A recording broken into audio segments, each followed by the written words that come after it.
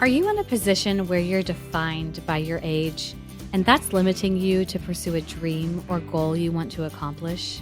The More Than Your Age podcast is about having conversations with women who fully live their lives without being dictated or defined by their age.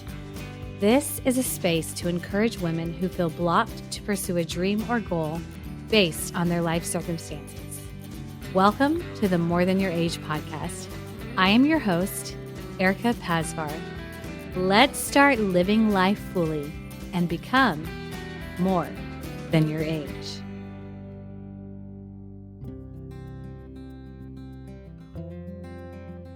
Jay Patterson, I am thrilled to have a conversation with you. Welcome to the More Than Your Age podcast. Well, thank you. I'm so excited. Thank you for asking me. Oh, I just enjoyed our brief little conversation before we started recording. I'm like, I can tell I'm going to like Jay. I like the energy about you. I'm enjoying it so far.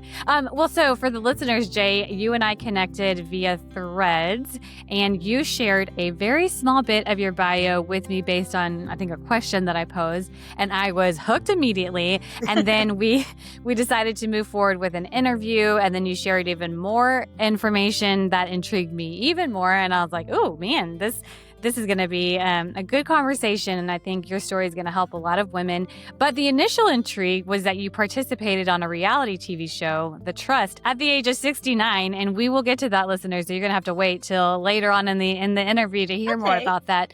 But another fascinating fact about you that since the age of 2, you were diagnosed with alopecia universalis. Did I pronounce that right? Mm-hmm. Which means you have no hair anywhere. I'm curious. Right. Tell us a little bit more about that and how the diagnosis happened, what that meant exactly for you. So I was born in 1953. And so just 2 years later, my baby hair fell out and it never grew back. Wow. So for several, just when I was little, I was lucky that I had a wealthy grandmother, and she flew my mom and I up to New York City, and some scientists, it was kind of like nobody knew anything about what I had. So some scientists interviewed me and whatever. I don't remember it. And then there was a wig maker up there, and he custom made me a little wig. So because I was going to go to school. So when I was 5, I didn't wear, I guess, I don't see any pictures of me, but I guess I ran around with no hair until I started kindergarten. And then I've just worn wigs ever since then. And it really, to be honest, I never really knew anybody else had it till I was about 29. Oh, wow. Yeah. That's a long time. It was. And there was a news magazine article, and so many people who knew me said, Jay, you got to read this. You got to read this. And they had started a national foundation for alopecia. So it was it was freeing for me. But up until then, I still had a lot of self-conscious issues, Yeah, sure. Well, since from the age of 2 to 5, it's kind of hard to remember that time frame. Are there moments where you remember, because you said, you didn't get a wig until you started school. What do you remember from that time or do you remember anything from 2 to 5? Yeah, or from what your family tells you? Yeah, no, it's all my sister tells me is apparently I wore a big bonnet. And then my sisters were very protective of me because people would stare. So anything I know is from them. I personally don't remember, people talking to me about it at 4 years old. Sure. Anything like that. Yeah. Well, and then, as a child growing up, kids are mean. They can be mean about so many different things. Did you share this information with other kids? Did you hide it? Did other kids know? Kind of what was that like once you were, from what you remember from 5 through, I guess, 18? Right. I was not open about it at all. At times it was noticeable because this was before synthetic wigs. So I got one human hair wig a year, and the wigs were always kind of an old woman style. Nothing that the girls, no ponytails, no. So sometimes it was noticeable because of my hairstyle. Mm-hmm. And grade school, I don't remember it being horrific, anybody bugging me. I always tended to have a lot of friends, and some of my friends knew. So I'll put it that way. Junior high, that's when life got painful for me because of course we're in gym class and I didn't grow pubic hair, and I was very self-conscious about that. Hiding in this, how sometimes you hear about you're hiding in the corner, you're trying to get dressed fast. And I will say for years, then it's going from that clear through high school that it was just like, oh my God. Can we just not grow me some pubic hair for God's sake? And to be honest, I don't think anybody ever saw me. To be honest, I was that good at hiding, but then it became very scary when I started dating. And then it's about, oh, you're going to kiss me and run your hands through my hair. Well, no, let's not do that because it'll come off, right? Yeah. And so then I would have issues like that, or the wind, and it's going to blow. It was just kind of things that would cause me anxiety that nobody else would even be thinking about, Well, if sure. that makes Yeah. sense. Yeah. Yeah. So because of like going, like you said, just doing something where you'd be in the wind or any activity like in Oh, the water. And so yeah. how, Oh, yeah. The what's, worst. yeah. So what would, I mean, it's such a broad question. I feel like you just take it, I guess, how it would be best fit for you. But so what, for being in the wind, like what would you do to get past that? Or would you go swimming or would you just avoid those activities?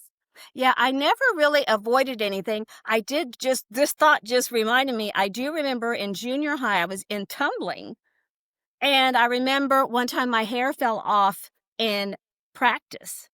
And I picked up my hair and I ran to the bathroom. And then another time I was at the roller skater rink and I fell backwards.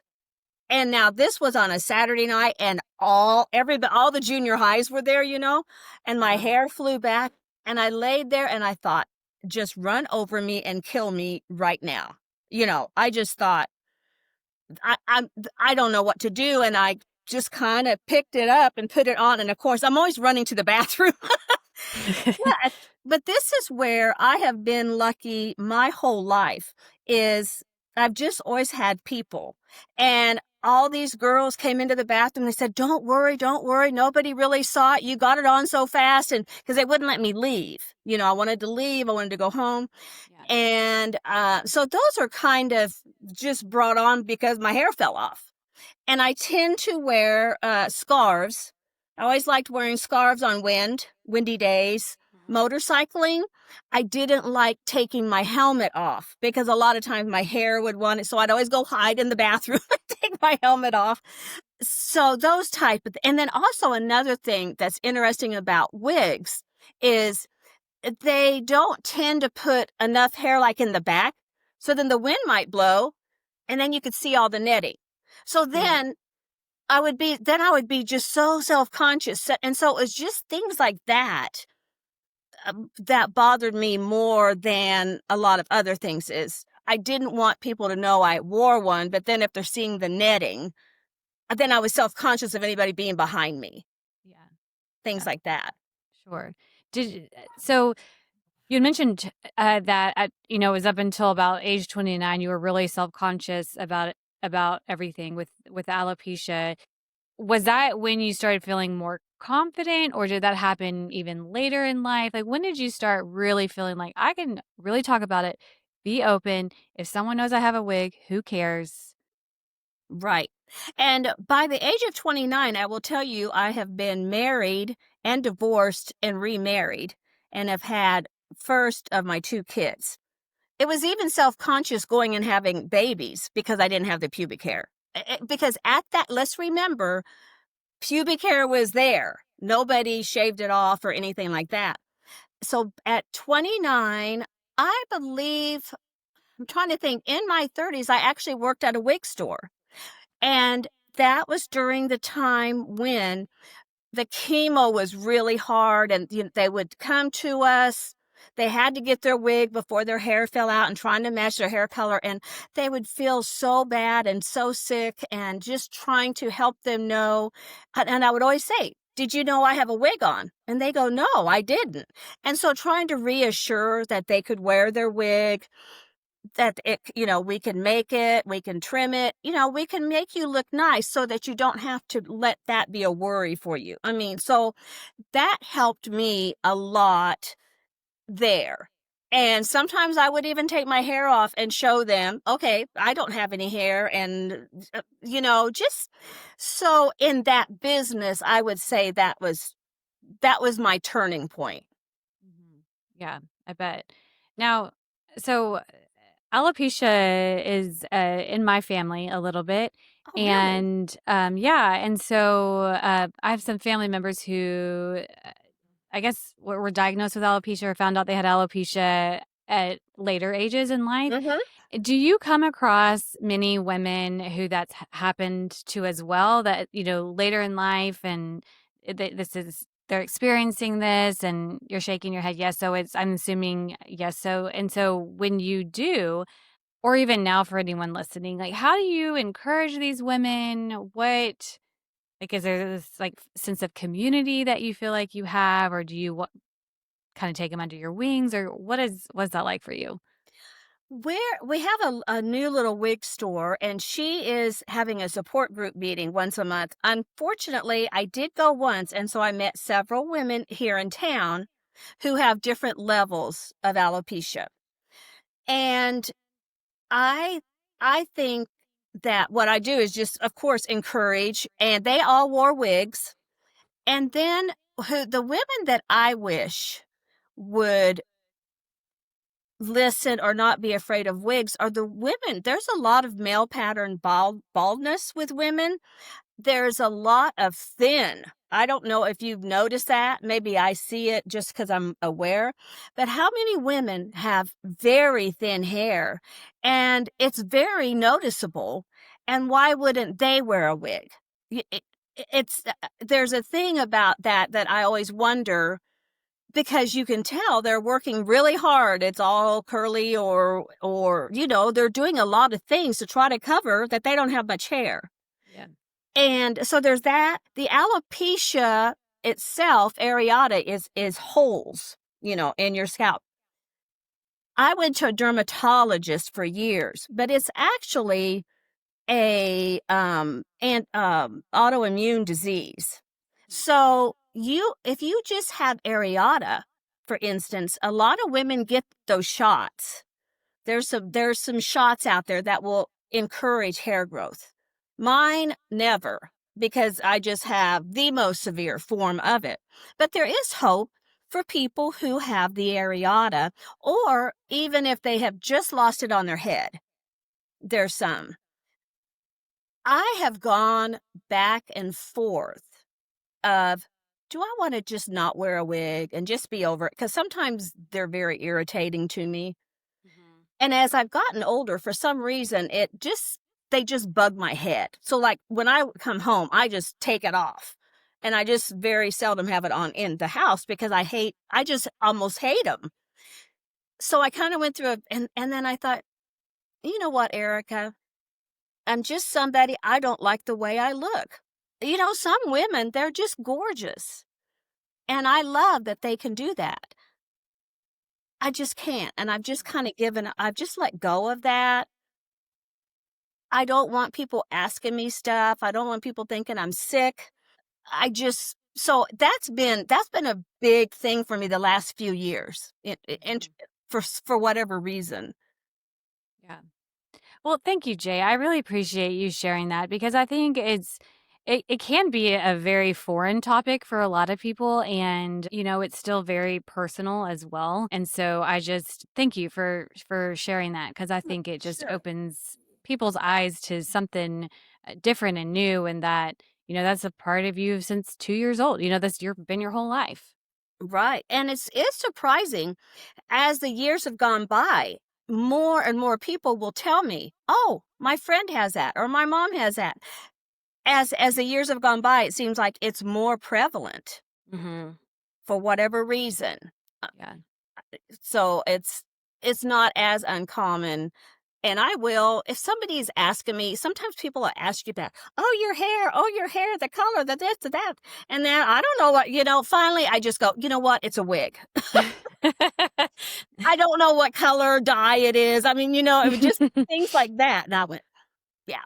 So, and regarding the swimming, I wore a bathing cap, and that was as bad as, if you think about it, I'm at the pool with all the kids and I have a bathing cap on. I Yeah. would get teased about that, which is weird, Yep. I just, yeah. Well, and I know you have this, you're a funny person. You do comedy, and we'll get to that too. And so, would you make light of a lot of things in general, like make jokes, or no? Did that happen later too? Yeah, not really. And this is something I was kind of brought up. You should be lucky you don't have cancer, and you Yeah. don't have this, and you don't. So everything was very minimized about my alopecia. Then, so I'm in my 30s when I go for my first conference, and they talk about that. They talk about, this is a disease and we can't help it. And maybe we're not in physical pain, but we do have emotional pain from it. And that was the first time I said, yeah, quit. But that's just how I was brought up. Just be grateful. Be grateful that we can afford to buy your wig. Be great. There was just a lot of that kind of stuff around me and my family. And then to go to that conference, I felt very different when I left about, this is sad. This is painful. It's been embarrassing. Dating is just torture. And, all of a sudden I could just have all those feelings and not have to go, wow, be grateful you're alive, Yeah. So you could grieve. You could grieve when you weren't really Yes. able to grieve before. Yes. Yeah. Well, so I want to kind of move to life with your husband. You two lived in Colorado, and you built a fitness center, and you owned an RV park.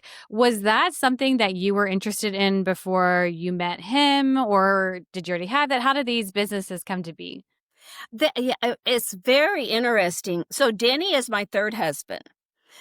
My second husband is the one who I got into Harley Davidsons, and that was in the late 70s and 80s.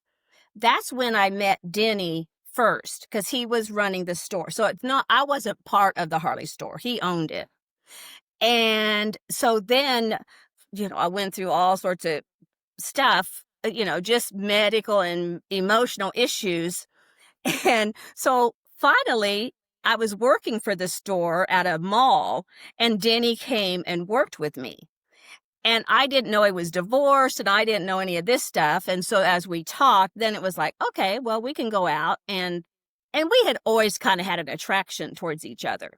So what was so cool is, number one, I had been the single mother, working 3 jobs, 2 kids that were driving me crazy, all of that. And I met him.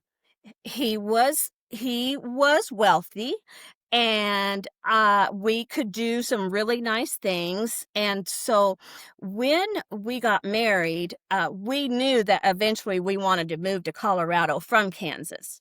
And it was both of our dreams. So in 2000, we moved to La Veta, Colorado, which is a little town of 800 in the mountains. And we went there because of the golf course, because we both played golf.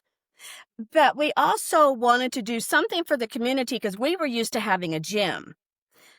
So he drove to California and loaded up 10 used spin bikes and brought them back to La Veta. And then people would let us use little spaces around town, little houses and stuff. And we did spin classes 5 days a week, him and I teaching them. And then it was always full, and it was always fun. And then he just looked at this building and said, I'm buying this building and we're putting in a fitness center. And it was a 1905 building. And Oh, wow. It was beautiful. And it was the cornerstone of the town, right in town. the thing that's funny, everything it had like a little storefront. So we had a bicycle shop and a coffee shop in there. So also I was a barista. And then we had a room for spin classes, for aerobics, all that. And our friend from Topeka, who was a gym guy, he moved out there too and was our manager. So we had our manager, but then Denny wanted an endless pool inside this building. Do you know what that is? Is that a lap, just like not a lap pool, but like a lazy river type thing? No, not lazy No. river. It's a pool that has a current. You have to push a button and you have a current, and then you can swim against the Oh. current. So he had it custom made. I don't know. If we had an aerobics class, you could fit like 8 people in it. For instance, water aerobics. Anyway, it was a brilliant idea. It was the most popular thing in the gym, and it financially ruined us because the expense of heating it with propane was so expensive Oh, because we wow. had to have it warm. You know what I mean? Well, yeah. Yeah. And propane was just outrageous, and it's 24/7 all year. We just always had this big bill, and it was hard. It was a small town, so you're not going to have hundreds of people. We had 50 members, but if we didn't, so the pool was the best thing, but also is the worst thing. Isn't that funny? It was Yeah. figure. Yeah. How long did you have the fitness center? We opened in 2003 and we sold it in 2008. So we had about Oh, 5 years. okay. Yeah. Okay. Yeah. Well, and I'm just even thinking the timeline. I just feel like the fitness, and please correct me if I'm wrong with my memory. I feel like that's like even before all the spin classes became really popular and Oh, yeah. before the coffee scene really exploded. Y'all were ahead of your time. We really were. And it was funny. Before we left Topeka, we actually looked at a building that we were going to open a coffee shop. And we had all these ideas. And you know what I said? I said, you know what? I bet this only lasts a couple of years. Isn't that funny? Mhm. It's going to be popped, and look at it. It still is well, we probably would be richer now. If it wasn't for that pool. That damn pool. Let's open that coffee shop. And yeah, so it was. And we were the only coffee shop in town. And so, yeah, it was a really, it had some sadness to it because of, whoever bought it, then it went bankrupt and blah, blah, one of those kind of nightmare things. But during the time we had it, it was pretty cool. Hmm. Before you met him, Denny, did you said you're a single mom working 3 different jobs. What were those jobs that you were doing? My main career was in the printing field. So I was in pre-press, which is the cameras, the plate making, those type of, getting the negatives ready for the press. So that was my main job. And then what I like to do is work part-time at places so that I could either get a discount on clothes, discount on wigs, discount on my tennis, discount on anything. And so for many years, I worked for the wig store, and then I worked at a clothing store that sold hemp clothing, and I wanted that, so I would get a discount. I did work at a coffee shop, and then I worked at a gym who had the tennis courts. So, I got to go, and so I was just that. I just liked to do things that it was going to help me because I couldn't afford to do some of those things. Mm-hmm. Yeah, so it was really kind of fun. I mean, I always liked them. So I did that, and I'm not saying it wasn't hard on the kids because I was gone a lot, but in my second marriage, I lost everything. I started from zero after both of my divorces. Zero, nothing. And my second divorce, I also had to pay child support and carry the insurance. And I was making $7 an hour. So in my field, it was kind of a seniority thing. So in order for me to make money, I had to start working nights. And so that changed my parenting ways and my life. And I worked second or third shift for years. And I could make a good living. I could make a good living. So sometimes I didn't have to work 3 jobs, for instance. it was, I don't know. And plus, s- so that second marriage really did me in. I was a drinker and I was a drugger. He was mean. It was a very volatile marriage. And so when I got divorced, during the waiting, I thought, "Oh my God, I'm going to die before I get divorced," because my drinking kind of took a turn. And so I sobered up through AA. And then, so I was sober when the divorce was actually final. And then again, to lose everything, start over. I mean, I'll never forget this, Erica. At one time, we got in a fight over a stupid spatula. You know, I mean, Yeah. sometimes I just think, what the hell? How do I meet these people? Anyway, I got out of it, and I ended up. That's kind of when my emotional problems. Uh, I was starting having, at the time, panic attacks was not a common word. Mm-hmm. And I didn't know what was wrong with me. I would go to the hospital dying. I would be crippled up. My hands would be like this, and I'd be go, "Oh my God," and it was all from hyperventilating, that you're just full of carbon monoxide. So learning about that, dealing with that, getting some Valium, kind of Valium was the thing at the time.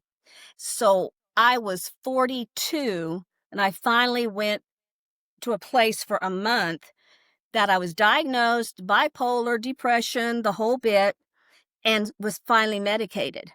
And that was the true turning my life around, Wow. because I just I just lived my life just on emotions, and a Mm-hmm. lot of them weren't great. Yeah. So you were 42 at this time. And to back up to make sure I'm understanding correctly too with the story, with your story of, so first marriage lost everything, second marriage also lost everything, but in the going through the divorce, decided I'm going to sober up. What was it, I guess, specifically in that time where you said, no, I really need to stop? And then why did you say, I got to go to, how did you know? I mean, a Oh, lot of people know AA. How did those kind of, decisions. yeah. The one thing that happened, so I'm big into motorcycles, and this one weekend we had gone to a drag race. And I kind of had a little business where I made patches and buttons. And anyway, we were expecting this big turnout, and it was really a bust. But this one night, we're all drinking, we're all this, we're all that.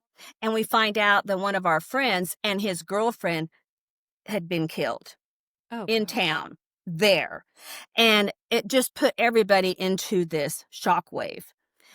And what was so weird is, when I was riding my motorcycle home, my girlfriend was following me in her car, and I kept having to stop because I was crying. I couldn't quit crying.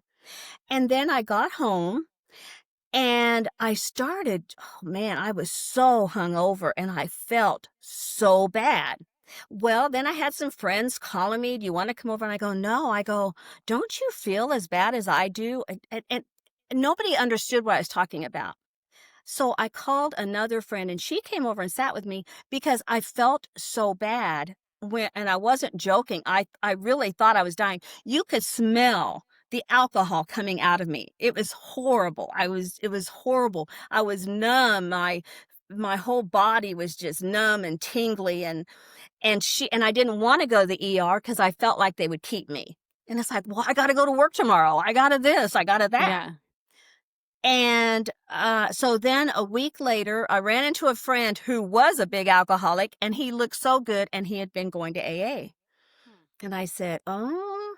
So anyway, that was kind of my bottom, I guess, whatever. I truly feel like I was at that fork. I can feel that fork. I can continue doing this. I can continue to do that.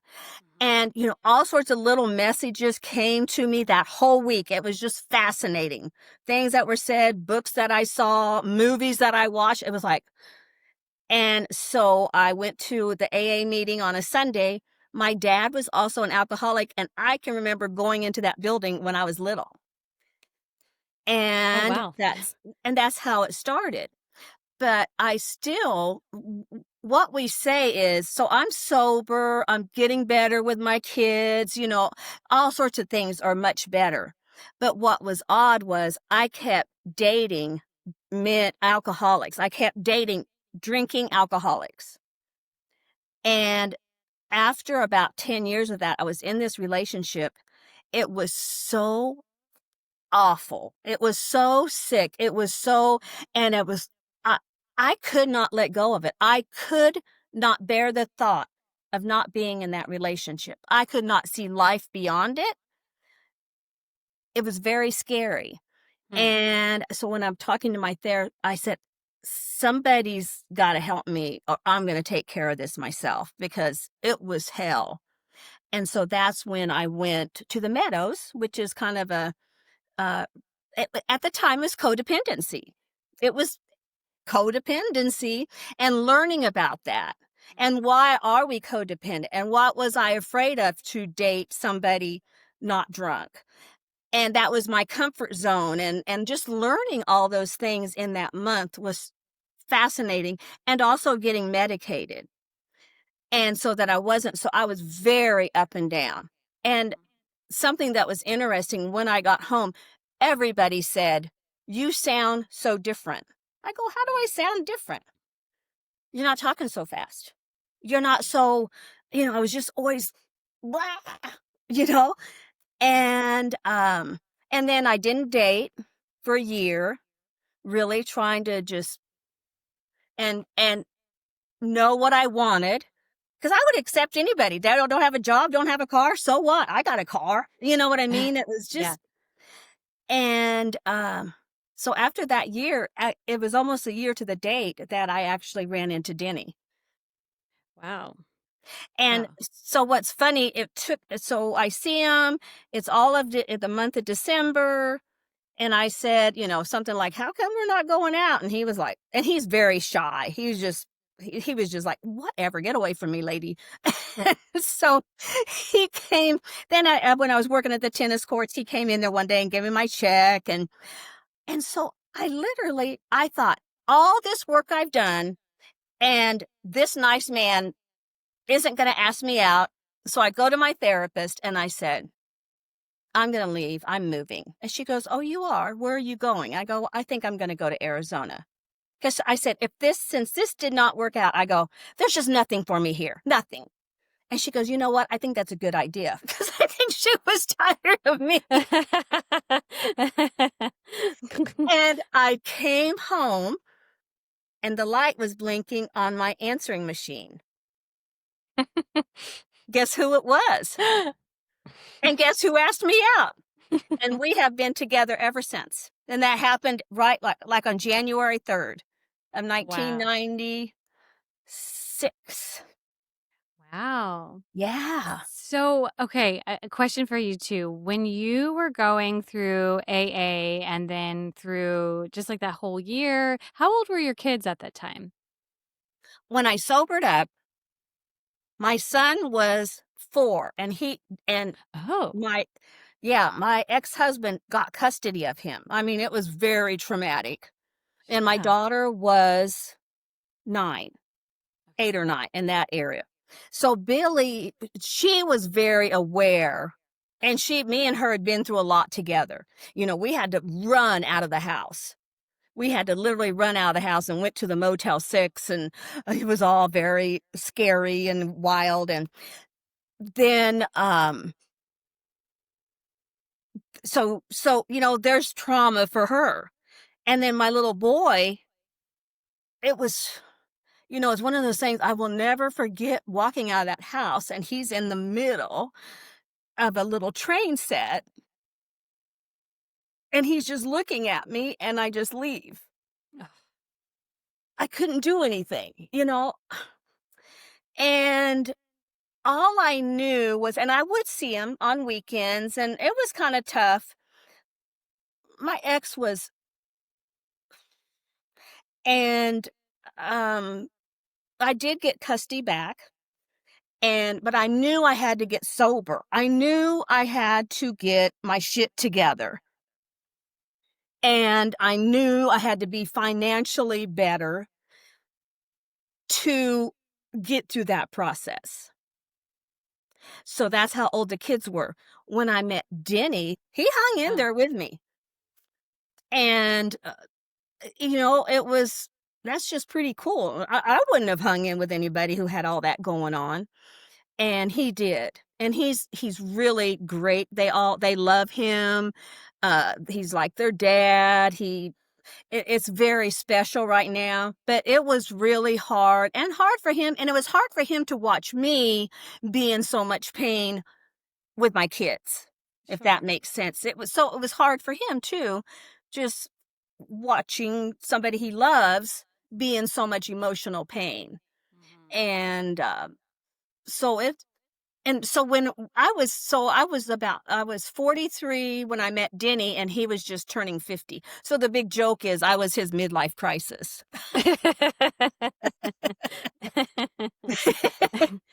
Now, when y'all moved to Colorado, were the kids old enough, or were they still young enough to be with you, or were they old enough to where Oh, they could live on they their were own? old enough because by the time we left, they were all adults. They were over 18. My daughter was trying to think, was she married? I think she was married already. Maybe not. But yeah, no, they were not little. And it was fun. We lived in a place that at the time had a little ski resort. We had a condo, we had all sorts of stuff. And it was very fun for them to come out and visit. Oh yeah. So yeah, so that was okay. And it was okay not living in Topeka. It was okay. And it just was. And where we Have a lived at, separation. yeah, the separation and just where we were was just really good for the both of us. Because Denny had owned the Harley Davidson store, and then his dad passed away in 1999. He goes, "Okay, I'm out of here." And he had a nephew who then ran the store. So we retired. I was 48 and Denny was 55. Wow, that's young. Yeah. So that's how old we were when we moved to Colorado. Okay. Yeah. Okay. Yeah. And And then yeah, and that was kind of our new life. mhm. Because you got married to Denny at 43 and he was 50, it's, Yeah. He was by that time he's 52, so I might okay. be 45 if that makes sense. Oh yeah, by the We time met marriage. when I yeah. Yeah. Gotcha. Gotcha. Mhm. Okay. So, it's not old, but it's not, it's not like early 20s getting married. You've Right. life a lot of life has happened. So what did you envision your marriage, because your personal life looked drastically different, as Oh, you're sober and you did all this healing and all this work, and we're always a work in progress, so that never ends. yeah. But what did you envision, because you also are in all the things in the world, the businesses, and you're an Yeah. artist and all these things. So what did you envision life to look like? I felt like it was a life I had never imagined, to be honest. I was of the mindset that I would be working till I was 80. I had just accepted it. I don't need to be married. I don't need, how you do. And I was building my retirement up, just all sorts of things like that I was doing for myself and my kids. So when I met him, it was so wonderful. He's a very kind man. He is very generous. He doesn't have issues, was not a drinker, was not a drugger. He was an Air Force pilot in Vietnam. Oh, wow. He's just a very special person. And why he was attracted to me, I don't know. We could not have gotten together before this time because I would have been too much, too much. And so when I met him, I'm just, oh my God. And he loved me so much. And we just had the best. Finally, I had my own house, and finally I moved in with him, sold the house. Then we bought another house in Topeka. We're going on motorcycle trips. I'm back riding motorcycles. He takes me to St. Croix. I mean, I'm just like, my God, my believe it, to be honest. Yeah. I really, really, and I mean, I loved him. It wasn't like I didn't love him, but it was just like, this was never in my dream. You know, some people Mhm. have that in their dream. Right. Not at all. Yeah. Wow. Well, and you mentioned, you rode bikes together, these dirt bike trips, you traveled, you were golfers, you're an artist as well. It's just this very fun and exciting life and like going to St. Croix and these things that you never thought that you would have. What do you think it is about you or just being with him or both of you that just helps you guys live this way of like doing all these different exciting things? I will say, when I met him, I traveled, but I had started having some phobias. For instance, about flying. Mhm. He wanted to take me to Hawaii. He wanted me to, like, St. Croix, and I was at the time kind of afraid of flying for whatever reason. I don't know why. And then when we started riding motorcycles, I had to kind of get over the fear of the motorcycles again, the dirt bikes. So what really, he helped me become braver. I helped him become less rigid. He was Mm. just, we go to bed at this time, we get up at this time. Well, I worked nights, so I disrupted his whole world. And so we were good. So he's good at, if I'm overreacting, he's good at stopping me. If he is maybe and I go, no, look at it this way. You know what I mean? We have always been good. And he is a quiet man. If we're at a party, he could sit there for 3 hours and not say one word, And be right? fine. But him and I talk a lot and laugh, and we really do. I mean, he's fun. We're very sarcastic with each other, and just all the weird things that have happened since we've been married. So it it's just very compatible. It just is. And I think I brought excitement to him, Yeah. and he brought peace and a life that I never dreamed of. Mm. When we were looking for places to live in Colorado, I finally said, I can't look. You go out and you just find something and let me know. He says, well, I think I found the place, but it depends on you. You need to come out here and look at it. So my girlfriends and I we had a little motorhome, and we drove out there. Erica, oh my God, this home, it was adobe, the Spanish, the big logs, the big adobe fireplace. It was passive solar, mountain views. It had a little apartment for my mother-in-law to live. It was so stunning that I cried. Never, ever, ever, ever would I ever thought I'd live in any place so beautiful, so truly magical and beautiful. And my girlfriends, we just all went, oh my God, my God. And so we bought it. And so that was really, really a moment of Mhm.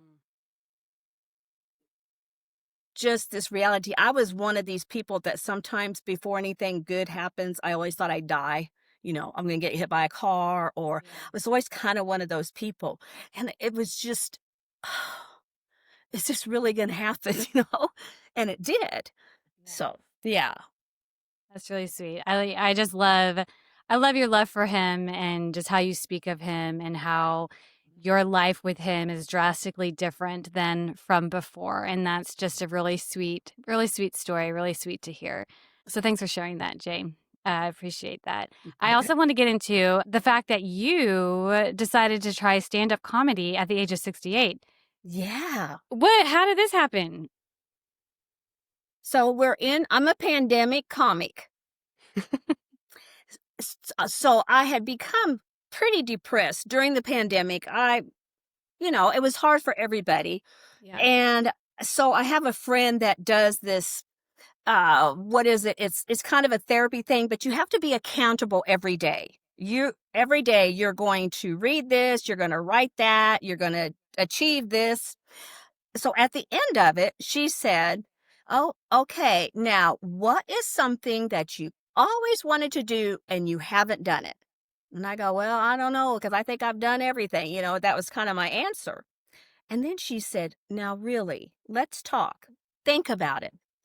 So I'm kind of mentioning, oh, write a book or some, weird stuff like that. And then I go, oh, I know what. I want to be a stand-up comedian. And she goes, okay, that is so great. Really, you want to do that? I go, I said, I tried it in my 30s.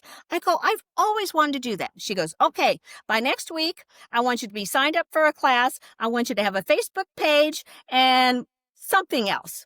And by the next week, I had to have all that set up and signed up in a class. That's what the other thing was. And I did. I got online and I find a class. And I have my Facebook thing going, and I start taking classes online because that's all you could do. There was no, and the pandemic saved all of us because I couldn't go to New York and stay for 2 weeks to take a class. Right. Right. And then what's really cool is, so that's right there in 2021. And the people that I met in those first classes, because I've taken many from different people and things like that, 3 of the people I met in those classes are very good friends of mine still. And Joel was in that class.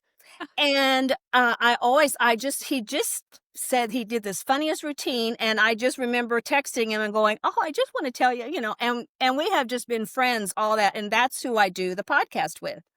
And then I just went to the wedding with one of the ladies that was there. We have never met in person. And I just went to her wedding a couple months ago.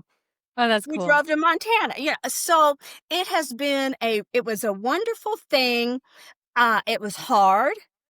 There's a lot of work going into a joke, making it work, making it, where's the punchline? Where's this? Where's that? I don't know. And, but I just kept going because I really enjoyed it. And what was funny is when you would do Zoom classes, you wouldn't hear anybody laugh. It was just, like us. But they would have the sound turned off as we were doing our set. So about 5 months later, I went to an open mic in a little town not far from me, and people laughed. I thought, oh my gosh, I'm hearing laughter. That was like, okay, maybe I am funny. And then from there, I went into it 100%. Up until I was in it 100%, up until my husband got sick this year, and I kind of had to be home and focused. And so I kind of let it all go, just kind of took a break, and I'm just now getting back into it. Okay. Did you, I just feel like anytime we have a hobby that brings us so much joy, it's like a form of therapy in the midst of like something really hard. Because since you started during COVID, did that feel like in a way, a form of therapy for you? Oh, very much.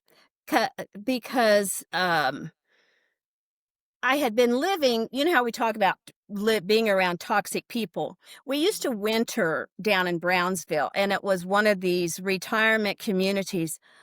I'm very liberal, and it was very unliberal. And finally, the COVID hit while we were down there, and people just weren't, it was like, you cannot have groups, you can't and people just kept doing it. And it just kept making me madder and madder. And I finally just told Denny, I go, I have to get out of here. And I will not come back because I can't let go of that. For 5 years, every time I went down there, I said, okay, I'm not going to let this bother me. I'm not going to let that bother me. And of course I did.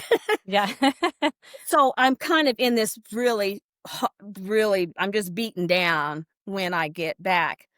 So it was, and she was a life coach who I was working with. So she was very good helping me come out of it.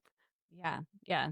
That's great. So this is what I wanted to ask you. So with the stand-up starting at 68, you're doing these online classes and, it's video, you can assume, I guess, how old people are. But like once you get out into it, you're 68, you're 69, however old.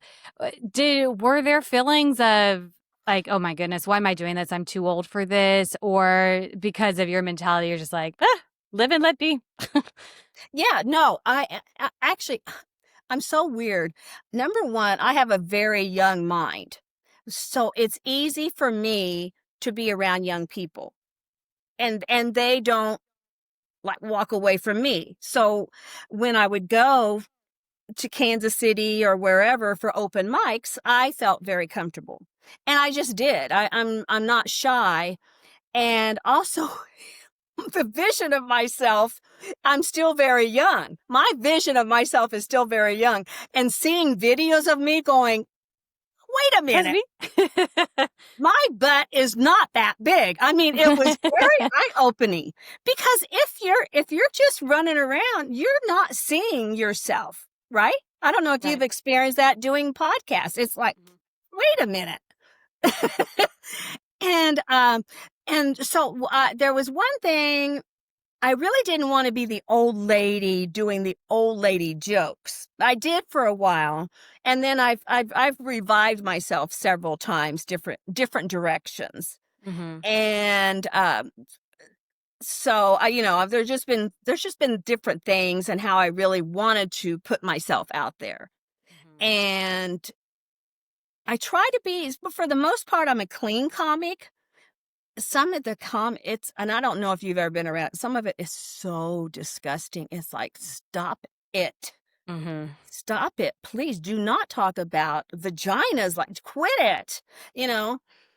So my raciest joke was sorry about that. I just bumped it. My raciest joke was, I said, oh, hey, I'm 69 this year. And, I said to my husband, hey, why don't we just try that position again, just for fun? And he goes, okay. And it was okay for a few minutes until we were all tangled up in our CPAP hoses. That is always, a lot of times, is my ending joke. That's about as racy, as sexual as I get. Mm-hmm. But it's a funny visual, and then me just using, and then so now I'm 72. It's like, what's a 72 position? And so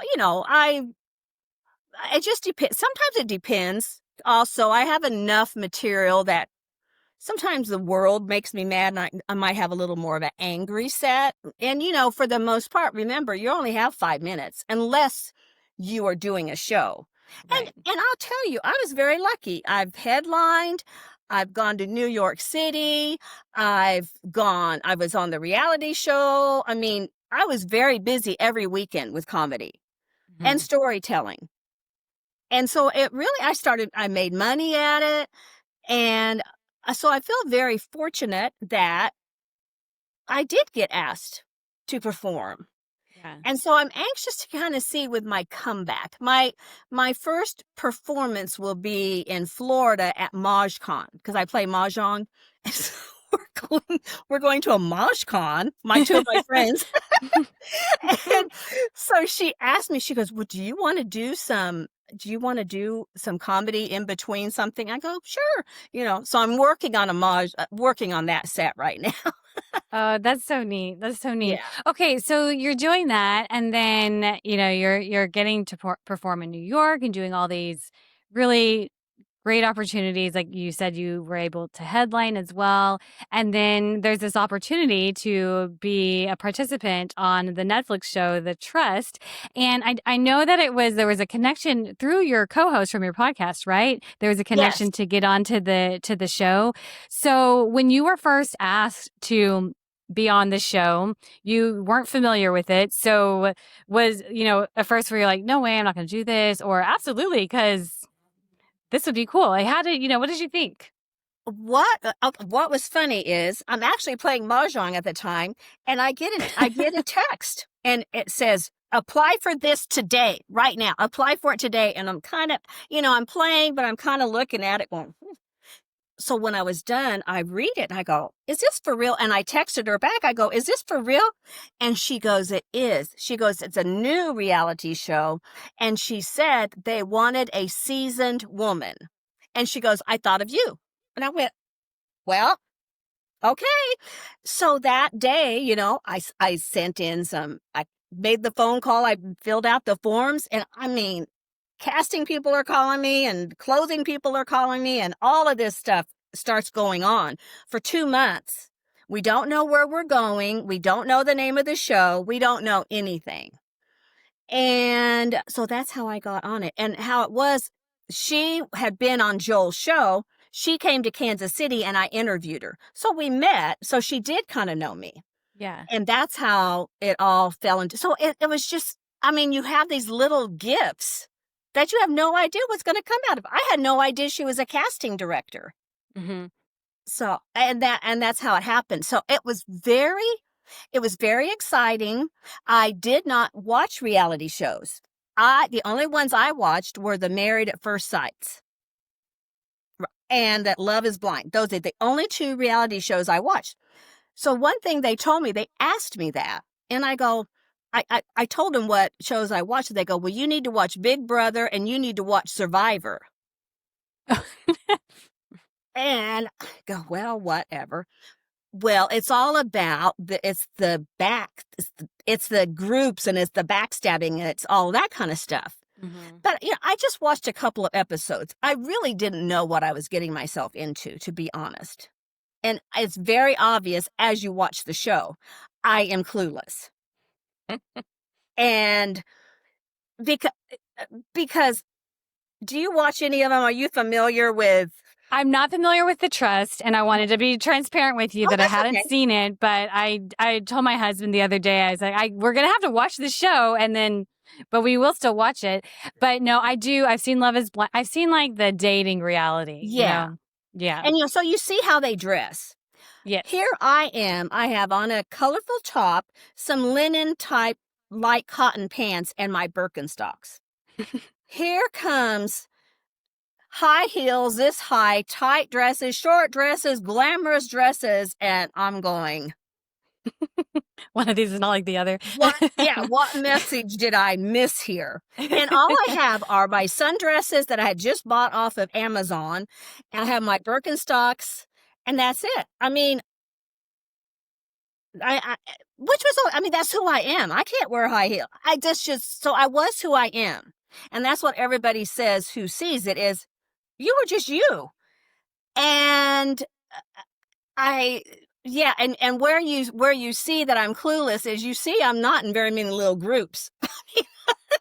and you don't know what's happening until you watch the show and you're going, I thought she was my friend. You see all this deception that's going on that you don't have any idea. I'm still struggling with the after effects of being on a reality show, and I'm 72. Very weird. Well, and I was going to ask you that because, when you're filming, you feel like you're friends with these people, and then post-show, you look back and you see the things that they're doing or what they're saying and that they weren't being very truthful. And I was just curious, like, how that, like, did you maintain friendships with some people, and then once the show was released, then it kind of changed things, or what did that look like? What it was like, for number one, you know what an NDA is. So when we left, it was do not contact any of the contestants or the producers or anybody. You don't talk to anybody about this show. If you do, you will lose any money that you have won. So I took all of that very seriously. And you wanted to kind of just talk to somebody, but I didn't. So everything is quiet, and it was kind of nerve-wracking because you have this huge secret that you can't tell anybody that's going to happen in January. Mm-hmm. Then we finally were able to start talking about it. So then it kind of got exciting, and then you start seeing on Netflix the commercial, The Trust, and every now and then my face might show up on it, and that was weird. And then the show was on. At the time, it was, you watched it 3 different times. So I am still in contact with 1, 2, 3. Maybe I'll make a comment on Instagram, something like that. Nothing major. One of them I talked to on the phone, actually. Because some of them, and this is not, I'm happy for them, but what hurt was, why did those two, and okay, let me back up. Some of these people did know about reality shows. They knew how to play it. They knew what it was about. And also, a lot of them were young and they want something to come from this show. They want another Right. show. Right. Okay. Now, I am not in that mindset at all then.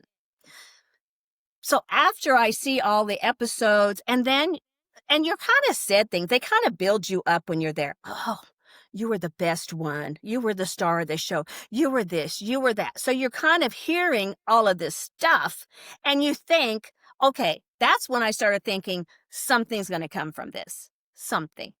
I don't know what. Maybe I'll be asked on another show. Maybe my comedy career will take a jump. Maybe I'll be on to the Today Show. I mean, you see all these things that happen with reality people. Nothing. Even when I would do my stand-up routines in the Midwest, nobody watches reality shows. So they wouldn't even know what I was talking about. So I couldn't even really talk about it. That was weird. I really thought I would be recognized. I thought I'm going to be recognized in the airport. I mean, there's just, your life kind of is full of some fantasies that aren't going to happen. But I don't know that. And I can't seem to, at that time, it just took me so long to get through it. And then when you see some of your castmates at Netflix events and you're going, why aren't I there? Okay, why can't I be there? What? And like I said, the two that we see, they're beautiful, and this is stuff they want. Like I said, people want it too, and I didn't particularly want it until I started seeing. Yeah. Well, I would like. How come? And then I got very. Then you find out all the stuff they say to you was just bullshit. You were not the best. All of it was just untrue. And I didn't like that. I didn't. Yeah. I Well, didn't. because, oh, go ahead. Yeah, no. Yeah. I'm just thinking that, like, especially because you haven't watched a lot of reality TV, is that, they're feeding, like, at the time of your recording, I'm thinking, these are supposed to be your friends. This is the community that you're, quote unquote, community that you're having right now. And so if they're telling you all these things, and then you look back and you're like, wow, everything they said to me was a lie. I mean, that's a betrayal, It was. In a way it was, yes. And I caused some issues because my buttons were pushed just to the max. Sexism, racism, homophobia, everything. It was just, I couldn't believe some of it. And trying to defend and trying to stand up for others. I mean, just stuff like that. Well, they didn't really want to see that. That's the truth. I don't know what they wanted to see. What did they want to see from me? Alcohol. I don't drink. Quit pouring alcohol in my glass. I said, if you pour some ginger ale in there, it's going to look like champagne or whatever the hell they're drinking today, right? And I got frustrated with that. But luckily, this was not one of those drunk shows. I did appreciate that, because some of them are, and it wasn't. And it's kind of a neat concept, because the whole concept is more than one person can win and you divide the money. That's the whole purpose of the show. And so it really is kind of intriguing. And I did something that really made the whole world mad. Oh, and then then you are in Daily Mail, Reddit, here and there. And there's little headlines that might have my name in it. That was kind of fun. I mean, who would have thought that? Yeah. That I would be, and one of my friends, we would just spend every day trying to find, did you look what they said about Mom? And they called me Mama J. And so then I had to change all of my social media to Mama J. So that, of course, the millions can find me. Well, I have 2,000 TikToks and I have 2,000 Instagrams. You know what I mean? I'm not going to get the followers. I wasn't followed when I went on the show. I didn't know how important. You're only wanted if you have 500,000 followers. That's your important. It doesn't matter. I'm not important because I don't have that. That's another thing that was very hard for me is, Mhm. well, I'm not. What do you want me to do? Yeah. But every person around me, I'm very, very loved. I still get maybe once a week. Somebody has just watched it. The other day I got one and she goes, "Oh, Mama J, I loved you so much. And I just wanted to tell you that. And I'm so and so from Africa." Oh, wow. Yeah. Yeah. So I did a routine last week and I talked about this. And I'm 72. I need to get over this. And then Denny was in the audience. I go, "Denny, have I got over this yet?" He goes, "Nope." Yeah, I don't know. It seems it's actually, Erica, it's embarrassing that I am letting this bother me as much as it has. Well, Jay, I was talking with somebody the other day about because you'd mentioned, your intent for going on the show was pure. You weren't trying to, like you said, you weren't trying to get the followers. You weren't trying to get all the things. And then they feed you all this stuff and you hear about other people and you're like, oh, well, maybe something will happen. And then you have these hopes and then you see, okay, wait, it isn't. And then you mentioned the 2000 on TikTok and 2000 on Instagram. And it's like in the society that we live in right now, the currency of having value, which is a false sense of value, is how many people are seeing what you're doing, how many eyes are on you. And that is not at all our worth or our value. Our significance is not in who likes us and who doesn't like us. And we were talking, the person I was talking to about this, we were saying that it's like just a silly popularity contest that when you're like in Yeah. high school and that, except now it's for the whole world and it's just like, okay, if you got 150 million thousand followers, congratulations. But you are no better than the person who has one follower. And you're no less than if you have one follower than the person who has 100 million, Right. however many. Your value is not in the way that other people think of you. But Right. it's like it's a legitimate thing. Like even sometimes for me too, I have to be like, okay, it's whoever sees this, like this is for that person. Yes. Yes. You know? And you're in a business, okay? You want to have followers, you want people to be listening to your podcast. That's legitimate. But Right. the people who are listening to it, what we have to remember, the people who are listening to it, or the people who are reading my blog, or this or that, are people who are truly interested in me, Mhm. not not those numbers. Right. And that's where I feel kind of, I think I needed to hear what you said. Thank you for that. Just Absolutely. because I'm this and you're that, you have that many, doesn't mean you're a better person than me. But that's what the reality shows want. They Sure. don't really care about me. They never did. They never will. And what happens is you see the people who are mean on even the Love at First Sight and Love is Blind. The worst people become the most popular, right? They do. Yeah.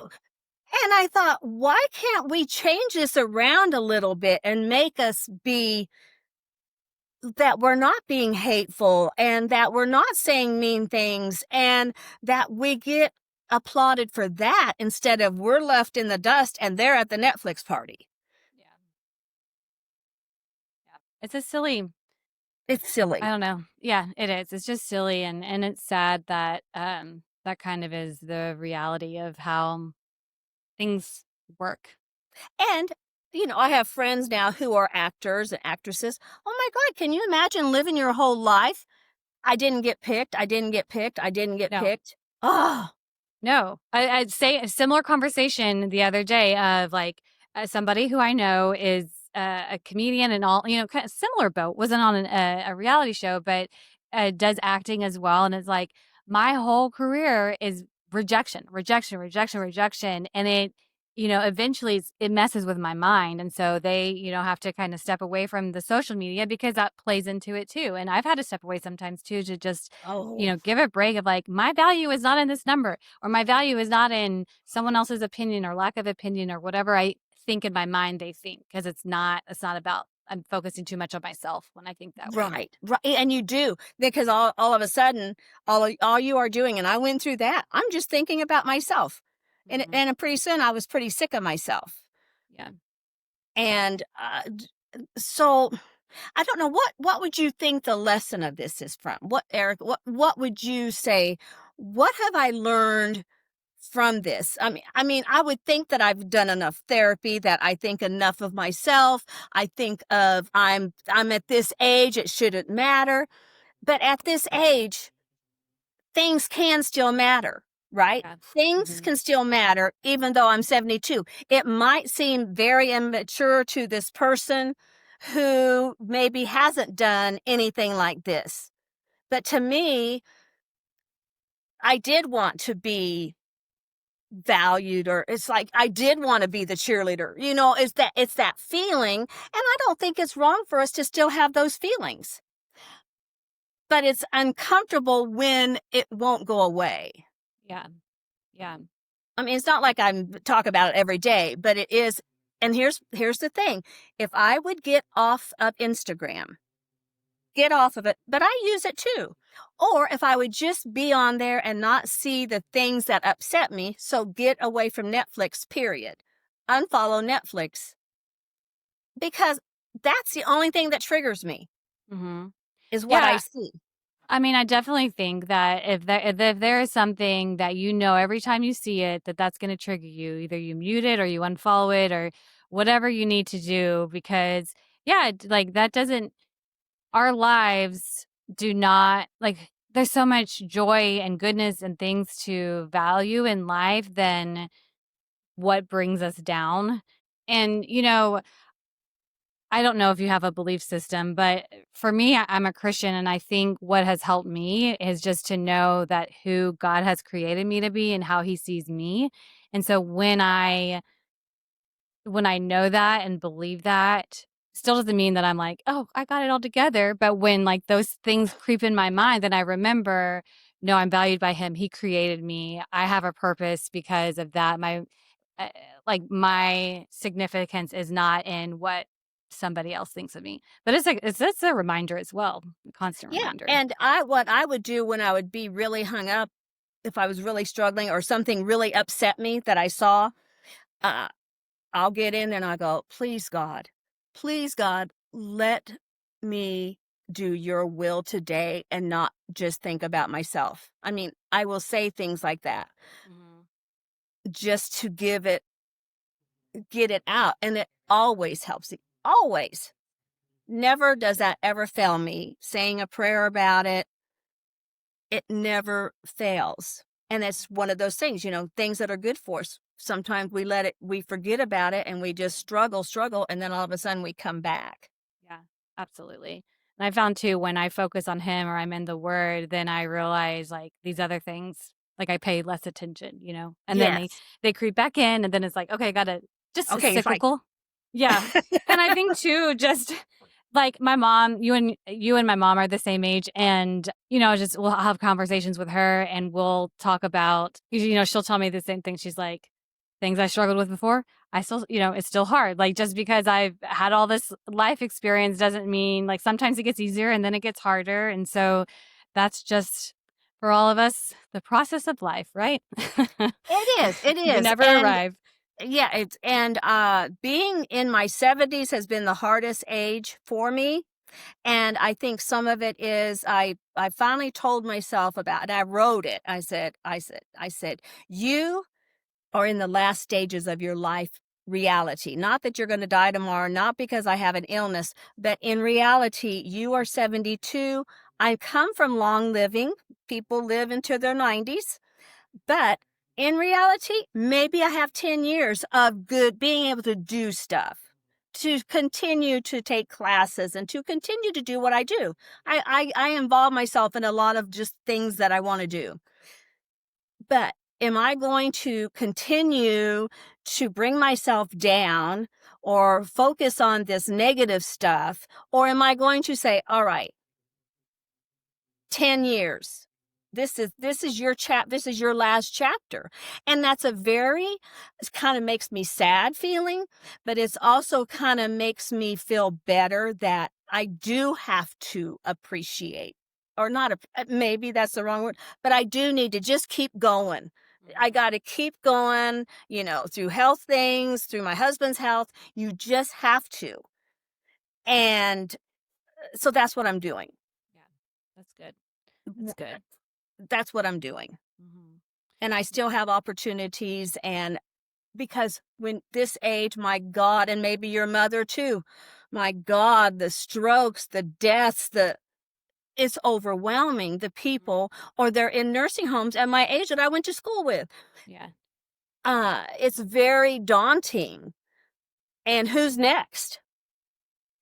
Who's the next one to get that diagnosis? It kind of becomes that kind of around you, and that's very scary.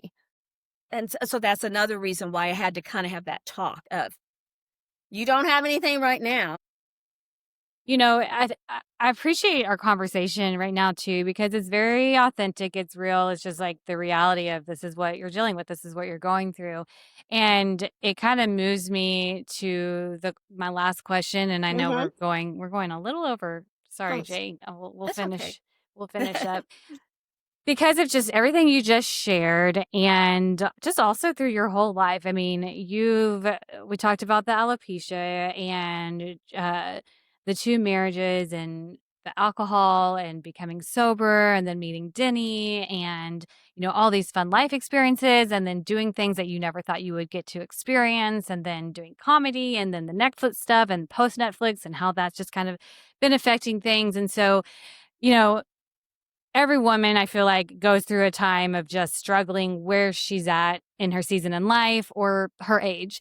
And so if you could encourage one woman who does feel blocked or limited to pursue a dream or goal based on her age or life circumstance, what would you say to her? What would you say to Jay? What I would say, so something that irritates me very much is, I'll say, I'm going to go to this. They're having a little art class Friday night. Do you want to go with me? Oh, no. Oh, no. I don't know anything about art. I don't know how to paint. I don't know how to draw. I'm not going. I'm not going. That type of a comment to me is very irritating. But if you would just say, you know what? That's something I've always wanted to do. Let's go. That's what I want to hear. I would say, let's go. Let's go. I have joined a book club. It's a horror book club. I've joined, so I did that just last month. I continue. I went to an art class Friday last week. I'd never been to. So I'll just look at something. I go, I want to go try that. So I would say, no matter how stuck you are, a lot of these things are not expensive. A book club at this bookstore is free, but you do have to buy a book, or you can get it at the library, right?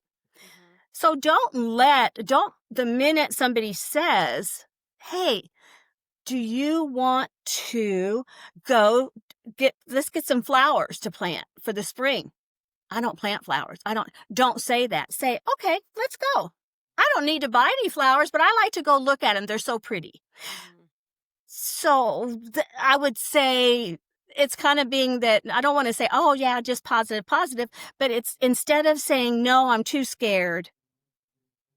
I'm not saying let's go climb Mount Everest. I'm saying let's go to an art class. Mm-hmm. But to some people, that is like climbing Mount Everest, if that makes sense.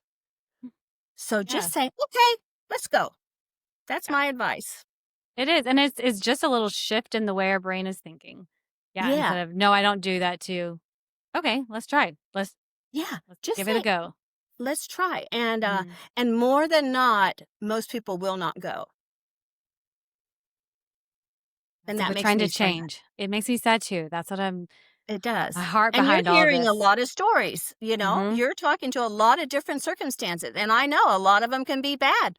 I even have worse circumstances that we didn't even talk about. But here I am.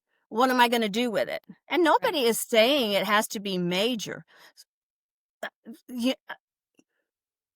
It just doesn't. It doesn't have to be something, oh, I'm going to do a podcast.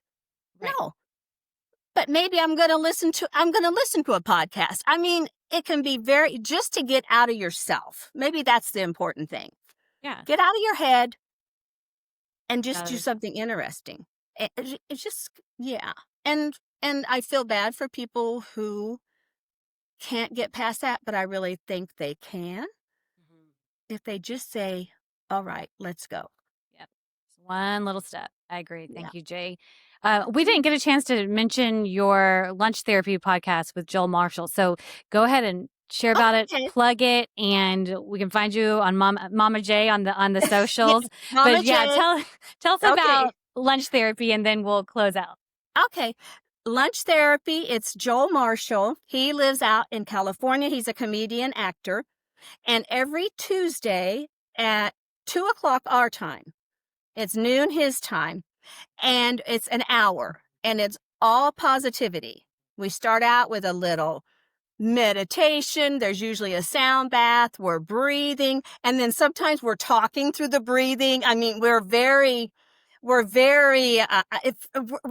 compatible. So some days we're a little more serious with it.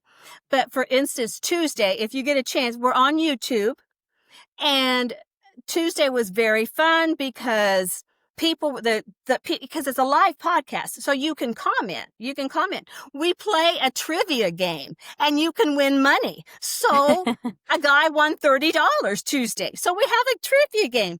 We talk a lot about, like I had sent in a video about a butterfly on my sunflower, and I said, wait for it so you can see it open. It was a monarch. And, we see things like everything is positive, no politics, no talking bad about anybody, nothing. So it's very fun. It's just, sometimes it's silly. It's an hour, and the hour is always up. And half the time, like we always have a list with each other. Okay, we'll talk about this. I'm going to talk about that movie. I'm going to this.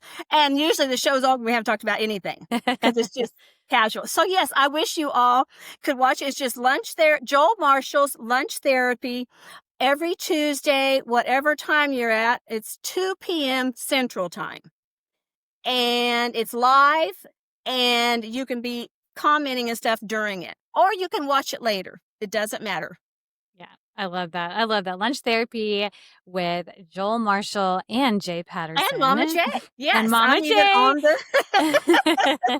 but it Mama is Jay. Jay. Oh my God, Erica, I have so many names. I don't know who I am. I don't know how to spell my name.